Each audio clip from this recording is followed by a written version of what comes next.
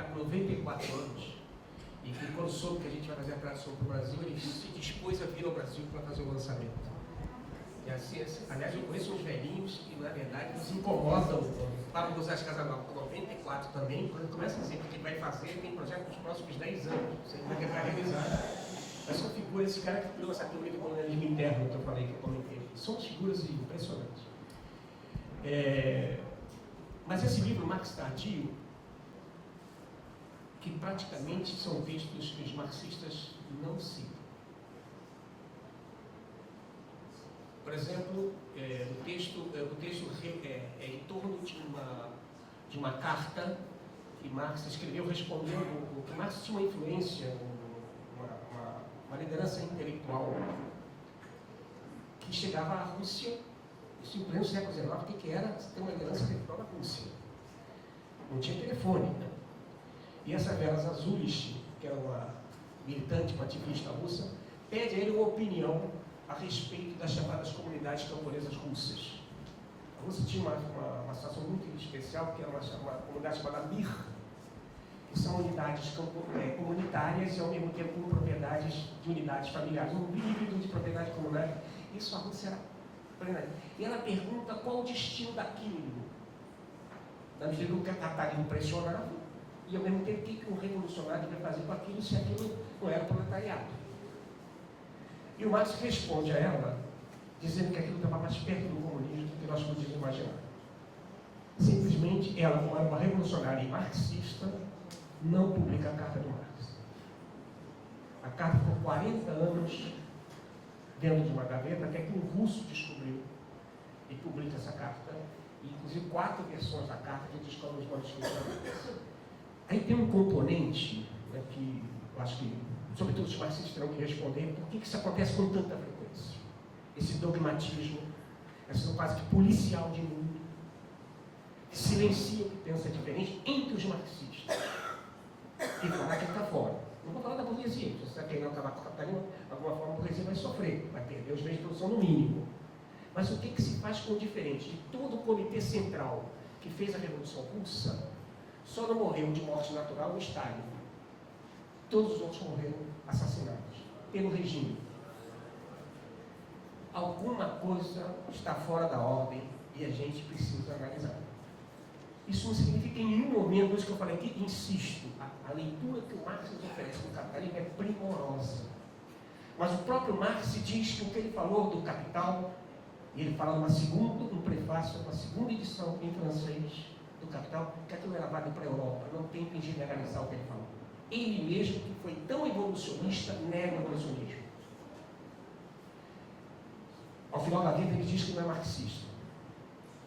De tanta besteira que os que se reivindicavam marxistas falavam. Ele diz, sempre duvide de tudo. Então, era um homem que tinha assim, um nível de abertura intelectual e política muito além do que os dogmáticos marxistas fazem. Eu estou traduzindo esse livro porque eu penso que ele pode dar uma grande contribuição para o pensamento que está querendo pensar para além do capitalismo. O Theodor Chanin chama-se Marx Tardio. Se vocês quiserem a versão em espanhol, eu tenho a versão em espanhol e está em inglês, dependendo da língua que vocês dominam. Eu estou traduzindo a partir das duas, eu posso passar para quem quiser. Eu tenho a versão digital. Então, quem quiser se antecipar, disponibiliza agora e vale a pena ler. Não se esqueça que Mariátegui, que foi o outro que caiu no ostracismo, porque disse que não se podia pensar a revolução no mundo andino, ele era peruano, se não considerasse o protagonismo dos indígenas. Foi colocado no ostracismo. Todas as experiências, a Bolívia faz uma revolução em 1952, a esquerda está no poder e faz uma reforma agrária, pega as terras comunitárias indígenas e divide em propriedades camponesas e tem a visão eurocêntrica do campesinado. Não foram capazes de respeitar o comunitarismo indígena. E hoje vai falar lá para um indígena de capitalismo e socialismo para nós. Assim, parece que nós conhecemos os dois. Quando estão no governo, para nós é a mesma coisa. Pegam as nossas terras e dividem em propriedade privada. Não nos respeitam. Porque tem um componente colonial atravessando. E essas 20 mil páginas do Marx livram o Marx dessa colonialidade. Por isso que eu estou querendo traduzir rápido esse texto. Estou com uma equipe de tradutores.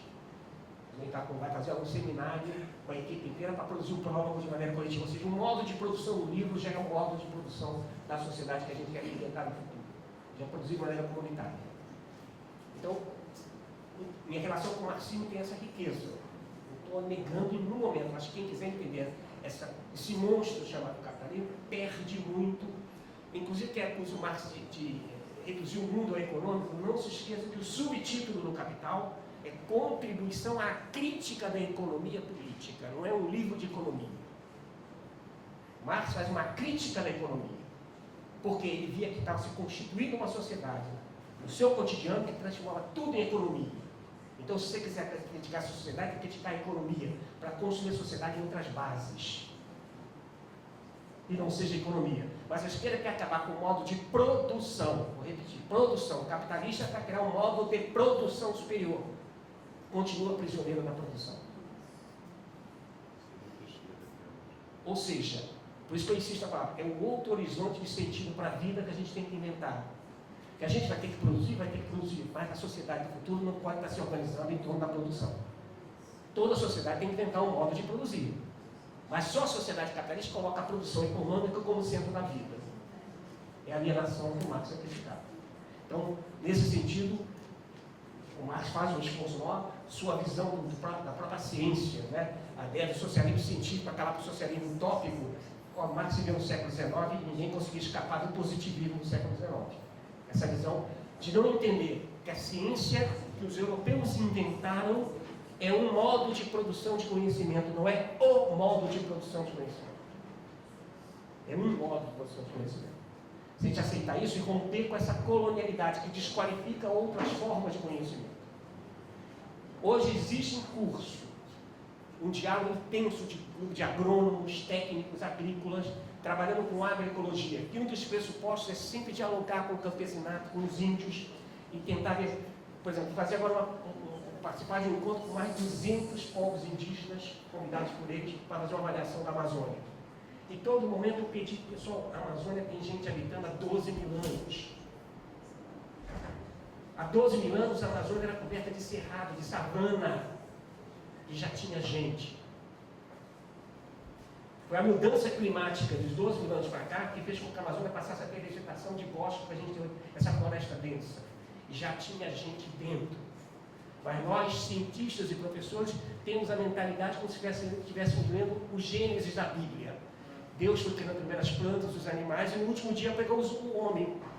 Como se o homem chegasse e encontrasse a natureza pronta. Olha, a Amazônia era cerrado, savana na sua maior parte de extensão, há 12 mil anos ontem. Você romper com esse tempo de culturação, que é o tempo da nossa historiografia. Por exemplo, na Amazônia, no Pará, escapando agora o nome, Ana Roosevelt, que é uma arqueóloga norte-americana, mais radicada lá, como conhecido, tem uma datação de 12 mil anos. Portanto, alguém pode viver, ou seja, por essas expressões que eu estou repetindo, viver uma sociedade de conhecimento. Desculpa, pode existir alguma sociedade sem conhecimento? Vamos qualificar os termos? Ou a gente está virando todo mundo vidiotas? Idiotas da mídia, do vídeo. Pode existir alguma sociedade que não conheça? A gente está confundindo um modo de conhecimento como sendo o conhecimento, que é digital, informacional. Quantos conhecimentos estão sendo silenciados, invisibilizados, como se diz isso? Toda sociedade é sociedade de conhecimento. Toda sociedade tem uma técnica. A técnica é um modo de fazer. Né? Agora, toda a técnica está relacionada com os objetivos da sociedade. O Boaventura, mais uma vez, ele fala, se você quiser mandar um foguete à Lua, pega o telefone e liga para a NASA. Provavelmente ela vai saber como manda um foguete à Lua.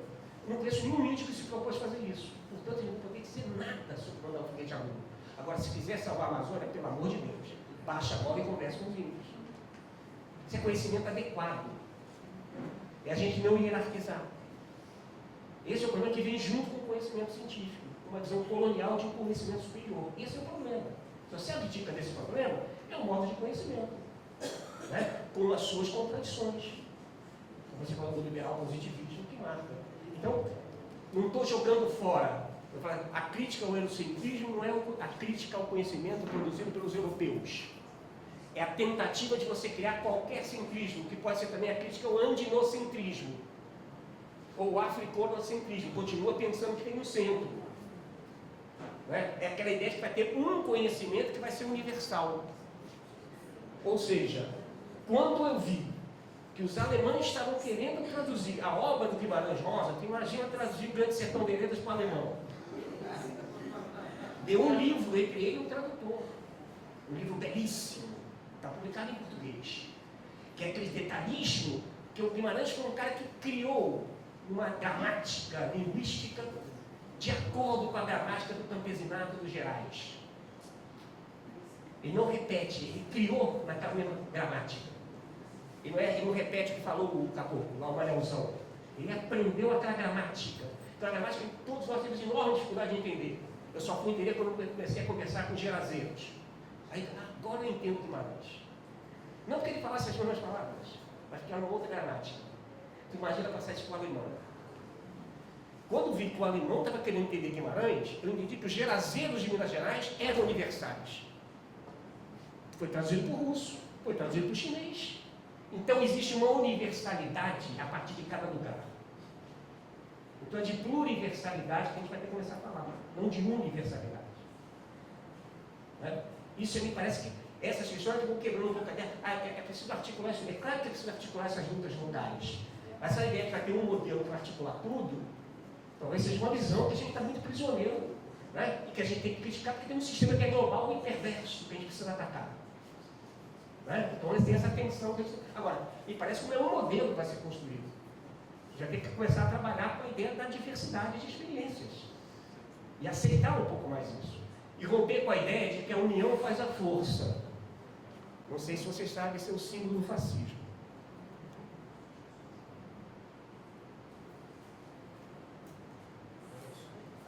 Lembra o que é o fascismo? Cada graveto isolado é fraco. Eu posso quebrar, não é isso? Se eu junto todos, não é isso? Faço o fascismo. Esse é o símbolo do fascismo. E juntos eu não consigo quebrá-los. Eu não sei se eu gosto dessa ideia. Aliás, eu não gosto dessa ideia. Pelo menos a unidade dos gravetos do fascismo tem um laço unido, tem um laço externo que mantém todos os gravetos unidos. Se você corta o laço externo, o que acontece com cada graveto? Todos eles caem e são frágeis. Isso eu chamo de unidade mecânica. A gente tem que construir uma unidade que não precisa de laço externo, mas sim uma unidade orgânica. E aí a gente tem que começar a dialogar mais também dos conflitos que tem entre trabalhadores urbanos e índios, né? Entre camponeses e índios. Quer dizer, não é só contradições com o capital, é também com o capital, talvez seja o grande inimigo de todos. Mas tem muita dificuldade, que é a racialidade, o racismo, que nos atinge a todos. É o machismo que nos atinge a todos, inclusive as mulheres, e o racismo que atinge os negros, como dizia o Bebiu. Né? Estou com dificuldade de saber como é que quem é branco, quem é negro, vai dar cota? O que disse o Bebiu? Chama a polícia que ele sabe distinguir quem é preto e quem é branco. É científico. E quase sempre o cara que está fazendo isso é preto. O racismo, né, é um sistema de poder para dominar os negros. Você usa a própria polícia usando os negros para fazer a repressão dos negros.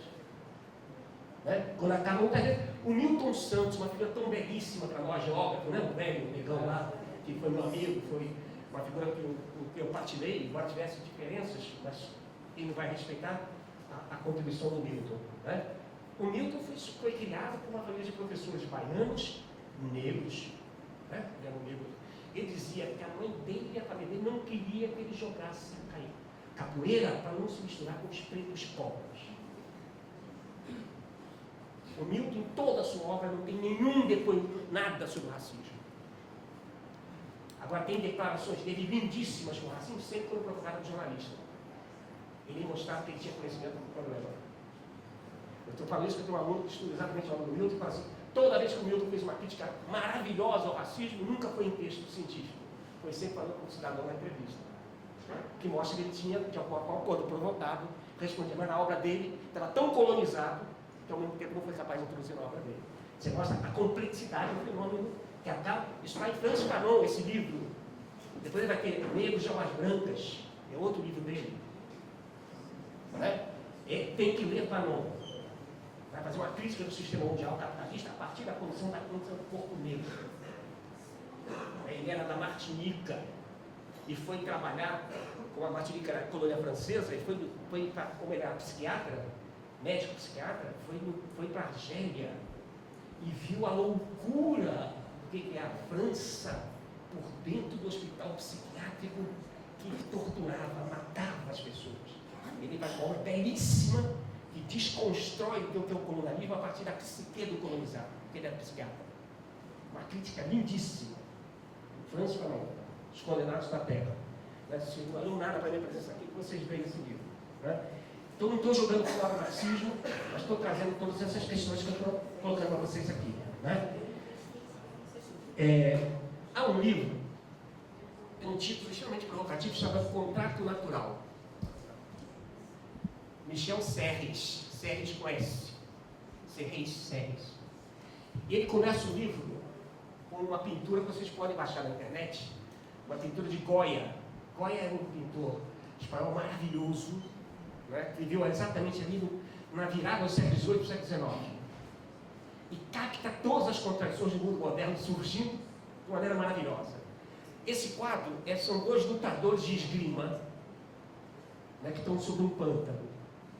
Né? Como toda luta, né, tem regra, né? Jogo de poker, ou então luta de judô, tem um jogo, então tem um contrato social, né? Uma regra socialmente construída.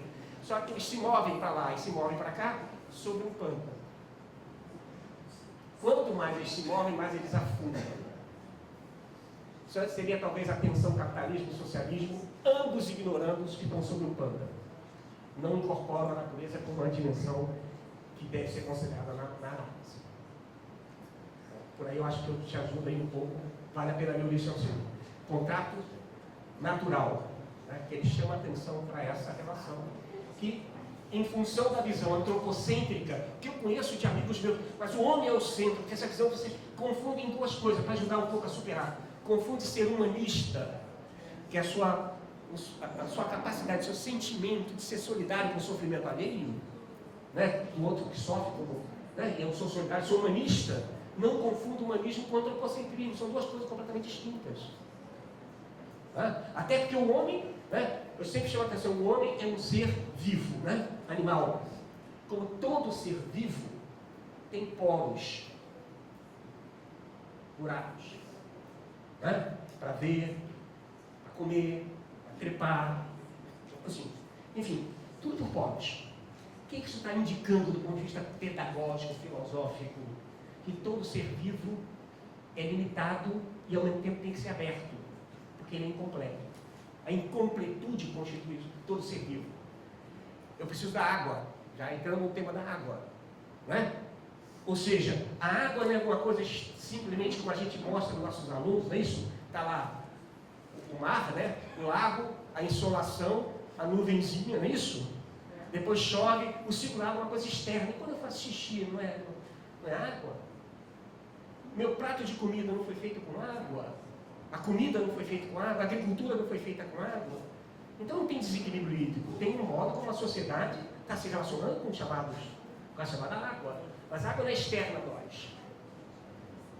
A água, eu costumo dizer, eu falo assim, foi um dos primeiros a insistir com a ideia que a Amazônia, por exemplo, né, é um grande oceano verde.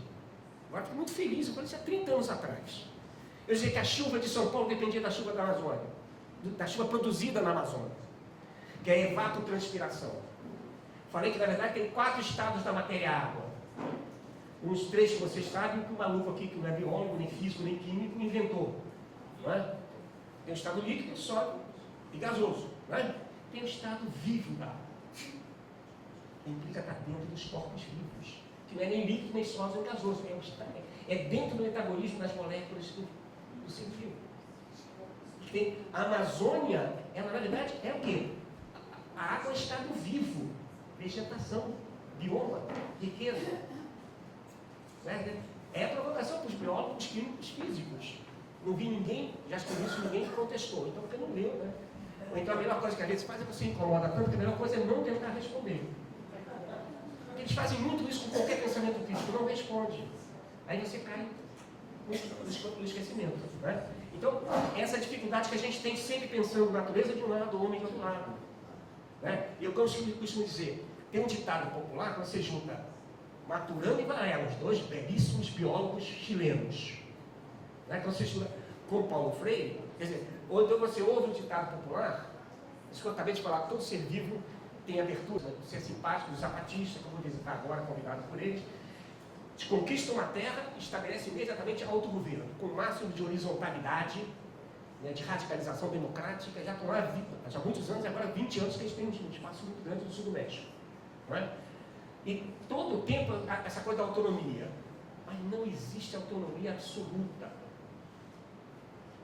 Por exemplo, meu corpo tem a dimensão, tem uma certa autonomia em relação ao seu.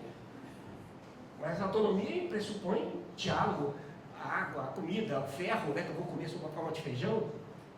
Eu tenho que estar aberto para tudo isso. Então toda autonomia é dependente. Isso cria uma dialética complicada. Se a autonomia não é absoluta, então ela é sempre dependente, então a gente vai sempre viver uma tensão, né, criativa entre autonomia e dependência. Para onde está indo o polo? Então me parece que a gente vai ter que viver sempre essa tensão criativa entre autonomia e dependência. Agora, tem regimes que apoiam mais a dependência e tem regimes que apoiam mais a autonomia. Mas isso não se resolve, não tem fórmula. Você tem que saber que nesse polo de que lado você está, sabendo que nenhum deles é absoluto. Entendeu? Então, isso já implica aquelas coisas, buscar novos horizontes de sentido. Eu sou autonomista, mas sei que nenhuma autonomia vai ser absoluta. Isso me parece assim, extremamente importante colocar isso num horizonte teórico, político, pedagógico. Entendeu? Implica chamar atenção para as dependências. Não é? Agora, essas dependências, se você está ficando dependência, você está ficando subordinado. Então, com o máximo de autonomia, mas sabendo que nenhuma delas é absoluta. Admitir essa tensão criativa, se quiser essa palavra, quando a gente está enrolado, dialeticamente falando. Quando o cara está meio enrolado, ele fala que está dialeticamente falando, resolve o problema dele. Né? Então, essa é outra reflexão que eu ofereço aí para vocês, tem a ver com essa reflexão que você me trouxe, Thiago, da reflexão do ser humano com a natureza, me lembrou um geógrafo do final do século XIX, anarquista, e no entrou Élisée Reclus, que vai exatamente ter uma frase que vai aproximar-se dessa sua, que vai dizer que o homem é a natureza tomando consciência de si próprio. Isso é o Élisée Reclus, que era um anarquista, que teve inclusive no Brasil, tem uma obra enorme, uma geografia universal de 16 volumes, e que surpreende pela qualidade. Assim, claro, com muitos temas novos, mas se tiver a oportunidade de ler, vocês vão aprender um modo de abordagem extremamente criativo. Tendo a concordar com essa questão que você está levantando, né? Não só a questão da escassez da maneira que você falou, mas, por exemplo, você só vende o que é escasso. Se a coisa é abundante, como é que você vai vender? Então, cuidado com o discurso da escassez também, por essa outra razão, além das que você apontou. Né?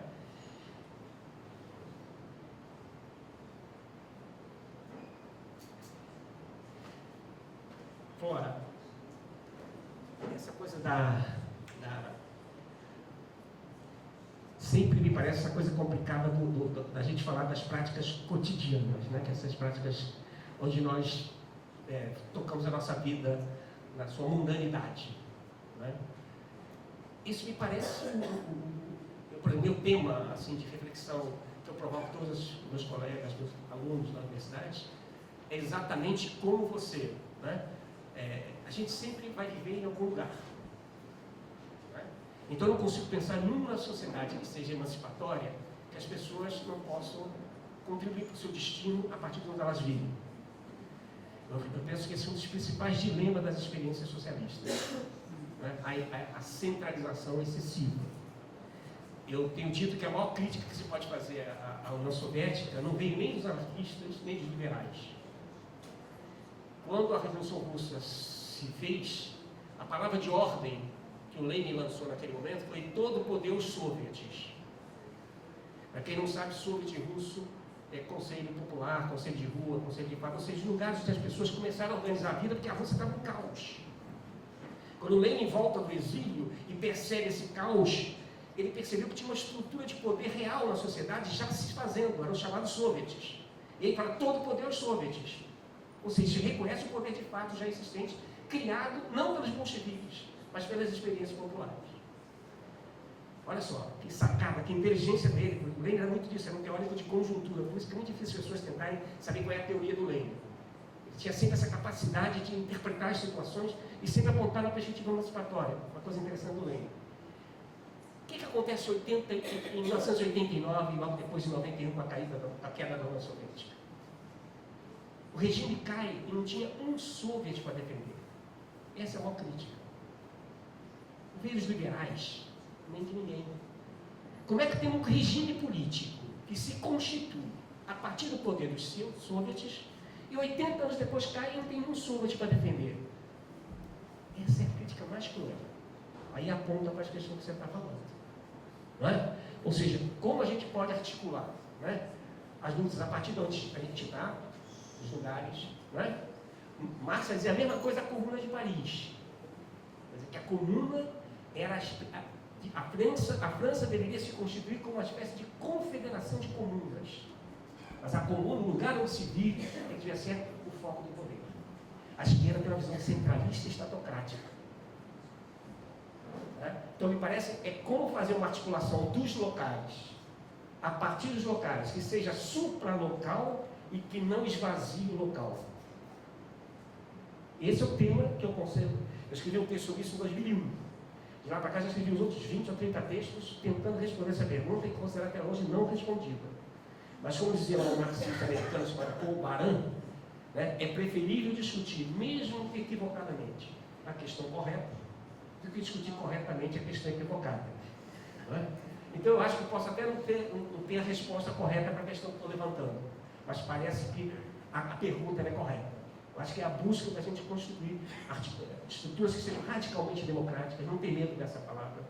Né? E até porque o que tem de democrático na Europa, a gente diz que a democracia é burguesa, quando o que tem de democrático na Europa foi conquista de operário, jornada de trabalho de 40 horas, semana de 5 dias, semana inglesa, né? O direito a voto, né, universal, depois as mulheres, muita luta dos trabalhadores, luta da sociedade. Aí você chama uma sociedade burguesa, de democracia burguesa, quando o cara tem de democrático, foi contra a burguesia. Que relação a gente está tendo com a democracia? A gente tem democracias de baixa intensidade. Democracias que foram ficando reduzidas, o quê? Um processo eleitoral. Como se isso... E a gente tem hoje o poder de fato me elege, tem o poder econômico. Quem diz é o Chomsky. Né? Liberal, que é uma coisa que tem nos Estados Unidos que não tem no Brasil, liberal anarquista. Ele diz, eu sou liberal anarquista, que é uma coisa possível nos Estados Unidos. Que é uma história liberal radical de esquerda. Coisa que no Brasil é raro. Né? O Chomsky se reivindica liberal anarquista. Né? Que é uma coisa que não tem no Brasil, essa corrente política. E ele vai dizer isso, o poder econômico quem elege? As empresas ainda continuam sendo constituídas, por exemplo, qual é a composição química da Coca-Cola? O segredo comercial está acima do direito à vida. Um patrão resolve fazer uma reengenharia da sua empresa, demite metade das pessoas sem consultá-las. Não tem democracia na fábrica. No capitalismo, a democracia para na porta da empresa. A empresa continua sendo regida por regras medievais, de poder absoluto do proprietário. Por isso essa democracia que não é democrática. Desculpa agora brincar com os termos. Mas é uma democracia de baixa intensidade, que a gente ganha, mas não leva. A gente exerce o poder, até elege politicamente, mas o poder não está no Palácio do Planalto somente. Passa pelo cotidiano, passa pela vida, sobretudo pelas empresas que não são nada democráticas. Não é? Então é isso que eu falo, que é preciso ampliar esses horizontes de sentido e a gente avançar. Não sei se ficou algum tema que, se quiser, pode me cobrar, né? Mas, claro que as coisas são muito mais amplas do que eu vi aqui, né? Mas, enfim, um abraço para vocês.